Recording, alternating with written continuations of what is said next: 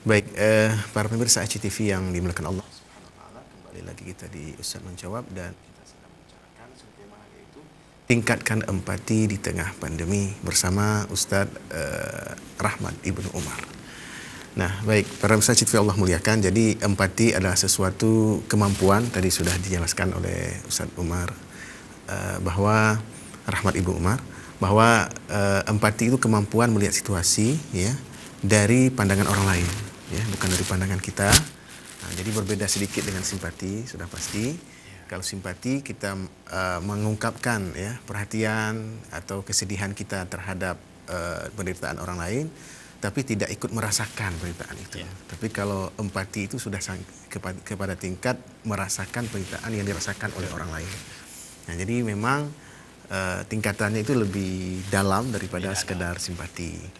Biasanya misalnya kalau kita nonton film Korea itu atau ialah yang mengungkapkan bagaimana si pemain film itu kemudian sedih, kita bisa misalnya mengungkapkan simpati, biasanya itu simpati. Sedih, kita juga ikut sedih. Nah, tapi kita tidak terbawa apa sebenarnya yang terjadi di sana, padahal mereka lagi main-main sebenarnya. Tapi kita anggapnya serius. Tapi yang kenyataan di lapangan ada orang-orang yang memang menderita, tapi kita tidak ikut merasakan penderitaan itu. Nah, itu yang mungkin berbeda dengan antara dunia film tadi dengan dunia nyata. Dunia nyata harusnya kita lebih harus simpati dan empati, tapi ternyata kebanyakan kita lebih banyak simpati dan empati itu di dunia yang tidak nyata. Nah, seperti itu, Ustaz ya. Nah, apalagi di kondisi sekarang pandemi yang luar biasa. Mungkin dilanjutkan. Baik, Ustaz. Jadi pemirsa CTV yang dirahmati Allah Subhanahu wa taala, ya seperti tadi kita menyebut bahwa empati tidak lain adalah perintah Allah. Ya, perintah Allah kepada kita. Dalam kondisi pandemi pun mestinya empati itu harus hadir sebagai bagian dari sikap seorang muslim. Betul sekali. Tapi ini ada kondisi yang memang darurat. Memang harus tumbuh gitu ya. Kalau sampai enggak muncul ini repot juga gitu ya, Ustaz ya. Betul. Jadi harus tumbuh empati kita di tengah pandemi seperti sekarang. Karena memang ya bentuk lain dari empati itu kan di saat kita mencoba tadi memahami apa yang dialami oleh saudara-saudara kita ya. Ya enggak usah jauh lah, yang jauh misalnya di luar negeri kita ya. Di negeri kita sendiri pun sebenarnya kan sangat banyak yang mengalami krisis dari kondisi pandemi ini. Betul. Ya. Nah dalam kondisi-kondisi ini kan ada orang yang memang kesulitan mendapatkan akses makanan, itu nggak sedikit jumlah. Kan ada orang yang kemudian jatuh hutang tempo karena nggak ada kegiatan, jadi nggak bisa terbayar misalnya kan. Nah kondisi-kondisi ini kan harus menjadi perhatian kita. Tentu kalau kita orang yang berkecukupan, paling tidak berbagi apa yang kita punya. Namun yang jelas ketika muncul itu sudah bahagian dari sikap empati kita gitu ya. Ada keinginan untuk berbagi dengan sesama, entah melunaskan utangnya atau menafkahi kebutuhannya kan begitu ya. Nah, karena memang empati itu dan kasih sayang itu dia dekat ya Ustadz ya. Betul. Empati dan kasih sayang itu sangat dekat. Kalau simpati itu biasanya cuma perhatian aja ya Ustadz ya. Betul. Mengamati gitu, oke begini kan. Nggak sampai pada respon maksimal gitu ya. Tapi kalau empati dan kasih sayang itu memang dekat. Makanya Allah Subhanahu wa taala melalui Nabi kita Muhammad SAW disebutkan dalam sebuah riwayat, Rasulullah bersabda, la yu'minu ahadukum hatta yuhibba li akhihi ma yuhibbu li nafsihi. Bahwa tidaklah sempurna iman seorang kalian sampai ia mencintai untuk saudaranya sesuatu yang ia cintai untuk dirinya. Kan begitu Ustaz ya. Jadi kalau kita tidak muncul rasa kasih sayang kepada saudara kita, apalagi kondisi seperti sekarang, kata Rasulullah SAW, tidak sempurna iman kita. Kemudian tentu bentuk lain empati itu adalah membantu, kemudian mendoakan, itu udah jelas ya Ustaz. Jangan sampai di tengah kondisi begini nggak ada juga doa gitu ya untuk saudara-saudara kita, kan nggak ada doa untuk saudara-saudara kita. nggak ada perhatian. Kalau sampai perhatian, ini kadang-kadang kan Ustadz kan ada orang anggap sepele kan, nggak ada perhatian, jadi dia suka hati berinteraksi dengan siapa-siapa kan. Ini kan juga bahaya Ustadz ya. Padahal kan virus ini tidak tahu ada di mana, tapi dia sudah menyebar kan begitu Ustadz ya, dan bisa menjangkiti siapa saja. Jadi aktivitas membantu, mendoakan, perhatian, saling menjaga sikap, itu sebenarnya adalah bagian dari empati ini. Maka Rasulullah SAW mengatakan, ahabbun nas ilallahi ta'ala anfa'uhum linnas. Orang yang paling Allah cintai di antara manusia itu yang paling bermanfaat bagi manusia. Nah, sekarang ini menjaga jarak itu aktivitas yang paling bermanfaat dalam mencegah pandemi ini Ustadz ya. Betul, betul. Jadi jangan kita sebagai orang muslim anggap sepele aktivitas Social distancing, physical ini, distancing. physical distancing. Ini jangan kita anggap sepele karena itu adalah bermanfaat, sangat bermanfaat dalam pencegahan pandemi. Maka kalau kita menjaga diri, berdiam diri, bersabar di rumah untuk menghentikan peredaran virus ini adalah bahagian dari sikap yang dicintai oleh Allah Subhanahu wa taala. Kemudian disebutkan lagi wa ahabbul a'mali ilallahi ta'ala syururun tudakhiluhu ala muslim. Amalan yang paling Allah cintai adalah membahagiakan orang muslim. Yeah. Mengangkat kesusahannya, kemudian membayarkan utangnya, ini tadi kita sebut betul, membayarkan utangnya atau menghilangkan rasa laparnya. Sungguh aku berjalan bersama saudaraku untuk memenuhi kebutuhannya, lebih aku cintai daripada beriktikaf di masjid ini, maksudnya di Masjid Nabawi selama sebulan penuh. Jadi sahabat-sahabat itu dulu senang begitu Ustaz. Jadi empati itu tadi. Jadi sikap empati pada diri kaum muslimin itu bukan sebatas nilai kemanusiaan Ustaz Ajanul, betul. tapi syariat. Syariat ya. Tapi syariat. Jadi para pemirsa ACTV yang dirahmati Allah, ya di tengah pandemi seperti sekarang, ya kalau kita tidak bisa membantu kesusahan saudara kita, mungkin karena kondisi kita juga sebenarnya yang perlu dibantu misalnya kan Ustaz ya, atau memang kita punya kemampuan membantu, ya membantu. Sebagai individu, bagian dari saudara-saudara muslim kita yang lain gitu ya, bagian dari saudara-saudara sebangsa dan juga setanah air begitu. Nah, kalau mampu begitu, kalau nggak mampu ya seperti sekarang ini, menjaga jarak, menggunakan masker itu bermanfaat, sangat bermanfaat untuk mencegah ini Ustaz ya.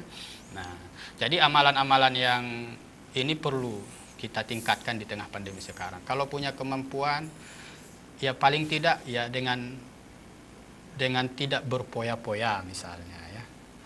Di tengah empati seperti sekarang nggak usahlah menunjukkan sikap berlebih-lebihan gitu kan, masih kita tengok ya Ustaz ya, pandemi seperti sekarang seolah nggak ada masalah, orang masih asik makan-makan, ngumpul-ngumpul gitu kan, sementara banyak yang lain kan menjaga sikap ya Ustaz ya. Menjaga sikap itu. Nah, jadi yang paling terbaik itu sebenarnya adalah empatinya para pemimpin Ustaz ya. Iya, betul. Yang paling baik itu sebenarnya kita berharap adalah empatinya para pemimpin.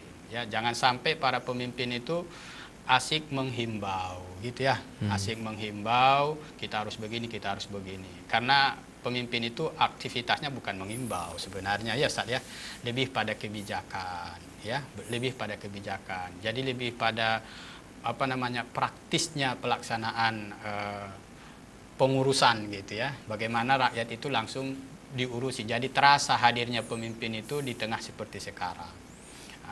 Jadi kita bisa pernah menyaksikan di satu kehidupan umat Islam saat pemerintahannya Khalifah Umar bin Al-Khattab dilanda musibah, dan beliau memang benar-benar berempati dengan kondisi yang ada sampai beliau menunda untuk tidak minum susu gitu saja. Tidak memakan makanan yang enak gitu. Jadi beliau betul-betul mengerti keadaan masyarakat itu gitu. Jadi sampai beliau meninggalkan kenikmatan untuk dirinya demi untuk kenikmatan ataupun kelangsungan saudara-saudara yang menjadi tanggung jawabnya gitu. Itu pribadinya Umar gitu Ustaz ya. Jadi pribadinya Umar bin Al-Khattab radhiyallahu anhu sebagai khalifah itu sampai menekan dirinya gitu. Menekan dirinya untuk tidak berpoya-poya di tengah seperti yang ada saat itu. Nah, di luar itu Khalifah Umar bin Al-Khattab juga melakukan aktivitas riayah yang baik. Jadi aktivitas riayah yang baik, di mana orang-orang yang mendapati kesulitan dengan wabah pada saat itu, beliau bantu dan salurkan apa yang menjadi kebutuhannya, kan begitu Ustaz ya. Ketika nggak cukup apa yang ada pada wilayahnya, dia kumpulkan atau dia minta ke wilayah-wilayah lain yang memiliki sumber daya untuk bisa menutupi. Jadi begitu mestinya. Jadi kehadiran pemimpin di tengah seperti sekarang sangat-sangat dibutuhkan oleh kita Ustaz ya. Kalau kayak individu-individu ini kan seberapa lah kita Ustaz ya. Mungkin bisa membantu 10 orang, 20 orang gitu ya Ustaz ya. Nah, tapi kalau yang begini banyak ini hampir 260 juta jiwa ini gimana kita membantunya kalau bukan dengan kekuasaan kan. Betul. Nah, maka empati para Seorang penguasa di pemimpin, tengah pandemi ini sangat ditunggu dan sangat diharapkan oleh rakyat. Sebenarnya rakyat itu nggak perlu tahu kali berapa anggaran yang harus dikucurkan gitu Ustaz ya. Nggak usah kita sebutkan anggaran pandemi 400 triliun, 1,7 triliun. Tapi dalam realitasnya masyarakat itu tidak mendapatkannya gitu. Ya. Apalah artinya angka-angka yang besar itu kalau di masyarakat tidak turun gitu. Saya kalau di masyarakat tidak hadir angka itu gitu ya. Jadi ini juga penting kita sampaikan sebagai nasihat kita terhadap sesama kaum muslimin bahwa pemimpin kita ini punya tanggung jawab yang sangat besar terhadap kita ini di tengah pandemi seperti sekarang. Hadirkanlah empati para pemimpin ini. Keluarkanlah kebijakan yang memang bisa menyelesaikan persoalan kita ya Ustaz ya. Sangat banyak rakyat tadi yang tidak mendapatkan akses makanan, terputus ya. Kalau kita perhatikan warung-warung yang agak kecil-kecil Ustaz kan, ya, itu kan sangat banyak yang berhenti aktivitasnya ya. Jadi mungkin mereka ada utang yang perlu harus dibayar. Ya pemimpin harus hadir di situ. Tidak cukup sebatas memperhatikan aspek pangannya gitu, tapi kebutuhan-kebutuhan yang lainnya. Karena memang kondisinya seperti sekarang. Dan percayalah para pemimpin, bila empati ini dihadirkan, tentu juga nanti dari masyarakat juga akan muncul sikap timbal balik ya Ustaz ya. Saya pikir pemimpin yang memiliki empati tinggi tak perlu pun mencantumkan embel-embel pemberian. Saya pikir umat juga akan mengerti dari mana bantuan itu atau dari mana pelayanan itu datang, kan begitu Ustaz ya. Jadi ini saya pikir bentuk-bentuk yang harus kita tingkatkan di tengah pandemi, bagaimana kita meningkatkan rasa empati kita di antara sesama umat ini gitu Ustaz. Baik, subhanallah. Baik, para pemirsa TV Allah muliakan. Jadi memang sikap empati ini sikap yang memang harus ditanamkan, ditumbuhkan di tengah-tengah wabah corona yang sudah semakin menggila lah bahasa sekarang. Masih belum berakhir ya. Belum berakhir dan kasus-kasusnya juga semakin tinggi. Ya, dari hari ke hari kita baca perkembangan kasusnya juga semakin banyak. Jadi sikap empati ini terus harus ditumbuhkan, harus dilahirkan, ditampilkan, ditunjukkan, dibuktikan di tengah-tengah masyarakat. Betul. Ya, saya teringat dengan banyak hadis ya sebenarnya dari Rasulullah SAW yang berbicara masalah empati ini. Bahkan dalam menyembelih sekalipun itu beliau menjelaskan bahwa menyembelih itu harus dengan pisau yang tajam. Kemudian fal yurih dzabihata, ya, buat senang binatang sembelihanmu, buat istirahat binatang sembelihanmu. Jadi luar biasa sekali, dengan sekali sembelih itu meninggal langsung, mati langsung. Kan gitu. Jadi nggak menderita. Sampai ke tingkat binatang sekalipun ya, empati itu hadir tengah-tengah kaum muslimin, apalagi dengan sesama manusia. Betul Ustaz. Nah, jadi saya juga baca dari beberapa hadis Nabi SAW, misalnya juga beliau menjelaskan idza tabakhta maraqatan fa'akthir ma'aha wa ta'ahad jiranaka. Jika kamu memasak kuah, maka perbanyaklah. Jika kamu memasak daging, ya saya ulang kembali lagi, jika kamu memasak daging maka perbanyaklah kuahnya, lalu bagikan kepada tetangga-tetanggamu. Ya, ini luar biasa nih ya, sikap yang harus dilahirkan. Coba kita bayangkan Nabi menjelaskan yang dibagi itulah kuah gitu, bukan daging. Bukan daging. Itu mungkin karena mengikis rasa kikir pada diri setiap manusia. Betul. Ya. Mungkin membagi dagingnya susahnya luar biasa ya. Yeah. Punya daging tapi susah memberikan ya. Ataupun karena dagingnya sedikit ya, jadi susah juga untuk diberikan kepada yang lain, untuk sendiri aja nggak dapat, maka perbanyak kuah gitu. Iya. Jadi di pembagian itu harus tetap ada meskipun di tengah kesulitan kita sekalipun. Jadi luar biasa ya. Islam mengajarkan kita supaya kita memiliki sikap empati ini, ya kan? Dalam hadis yang lain Nabi juga mengatakan bahwa apabila Anda bertiga, maka janganlah dua orang berbisik-bisik. Betul. Ya, kenapa? Karena bisa membuat yang satu lagi sedih. Nah, ini bagaimana luar biasa sekali ini ya, empati yang diinginkan oleh Islam kepada kita kaum muslimin ini. Nabi SAW sendiri itu menyebutkan dalam sabda hadis bahwa mukmin antara mukmin satu dengan mukmin lain itu bagaikan satu tubuh. Satu tubuh, betul. Nah, mungkin Ustaz bisa jelaskan sedikit soal itu. Iya, pemirsa CTV yang dirahmati Allah Subhanahu wa taala, betul sekali apa yang tadi Ustadz Azanul sampaikan, memang itulah realitas syariat Islam, Ustadz ya. Jadi syariat Islam itu hadir memang benar-benar untuk memanusiakan manusia itu. Memanusiakan manusia, bukan untuk menindasnya, apalagi untuk menyiksanya gitu. Jadi syariat itu memang begitu indah kalau kita amalkan. Ya, kalau diamalkan, ya betul. Jadi sangat indah kalau diamalkan dengan benar ya.